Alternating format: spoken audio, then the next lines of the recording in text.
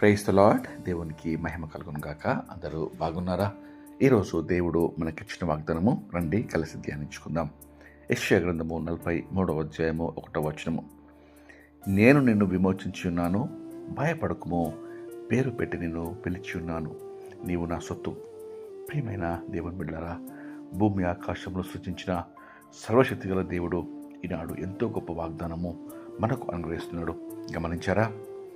పాపలము చేత, అపరాధముల చేత సాతాను చెరలో ఉన్న మనలను ఆయన తన ప్రియ కుమారుడిని యేసుక్రీస్తు రక్తము ద్వారా కడిగి విమోచించి ఆయన కుమార్తెలుగా మార్చుకున్నాడు. అంతేకాదు, మనలను పేరు పెట్టి పిలిచి, నా ప్రియ బిడ్డ భయపడకు, నీవు నా సొత్తు అని పరిశుద్ధాత్మ ద్వారా ముద్ర వేశాడు. ప్రియ సోదర సోదరి, ఇంత గొప్ప భాగ్యము మనకు దేవుడు అనుగ్రహించాడు. ఇక ఎందుకు ప్రతి విషయంలో భయపడాలి? ధైర్యము చెడి కుంగిపోతూ జీవించాలి.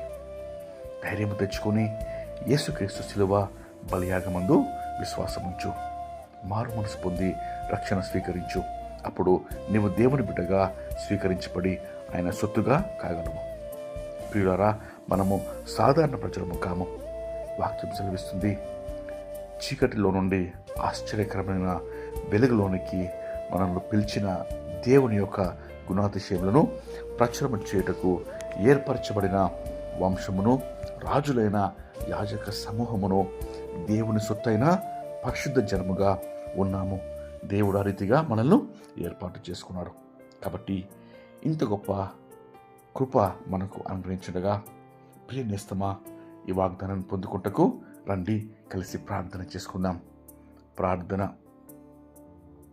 మహాపరిశుద్ధమైన మా ప్రియమైన పరలోకపు తండ్రి, మీరు ఇచ్చిన శ్రేష్టమైన వాగ్దానంకై మీకు ఎంతో స్తోత్రం చెల్లిస్తున్నామయ్యా.